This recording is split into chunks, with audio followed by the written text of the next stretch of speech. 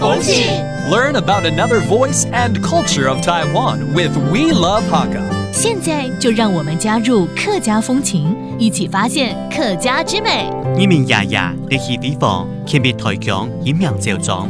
何中田连庄轮车拜移民爷做中年嘅历史有186年嘞。今年年度新竹关系来封拜，唔晓得也只指点有哪条提什么。The cherished Hakka tradition of Yiming Festival returns to Hsinchu this year. With roots dating back nearly 2 centuries, the event in Guanxi Township blends solemn rituals with vibrant modern flair. Expect concerts, art shows, and Hakka cuisine. The Yiming Festival is more than just a party.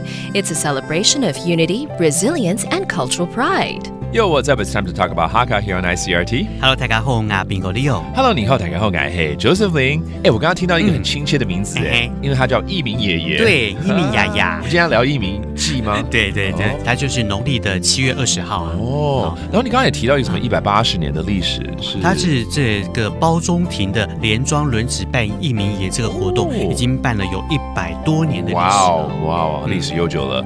好，那有什么特别的活动可以来介绍呢？好，那今年呢就特别办了一个叫文化30义民勇士路跑活动。哦，这个有趣了哈，结合运动。然后呢，跑的路线应该蛮有特色的。对对对，它是从这个新竹县政府文化局开始起跑。OK， 终点呢就是新埔的包中庭义民庙。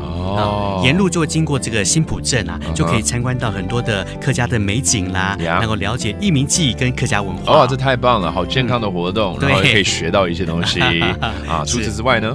好，除此之外呢，针对小朋友的部分呢，今年这个新竹县政府啊，就特别举办了一个叫义进校园的活动呢，就请了打帮你乐团，然后策划了一个叫做义民爷爷带我转屋下，义民爷爷带我转屋下的这个剧嘛，要演给这个小朋友能够看戏，能够也更了解历史，体认先民的伟大精神。这厉害了，就等于把文化跟教育结合在一起，对，也让小朋友从小呢就可以知道这些历史跟典故了。对啊，That's very good。重要。打帮你乐团，我知道他们。打帮你的意思就是帮你，对，就是承蒙你的意思。对 ，OK。好，那我们来教几个单词喽。Let's teach you some of the phrases we brought up, including the deity 义民爷。义民爷。义民爷。And then the band name, which means helping you, 打帮你。打帮。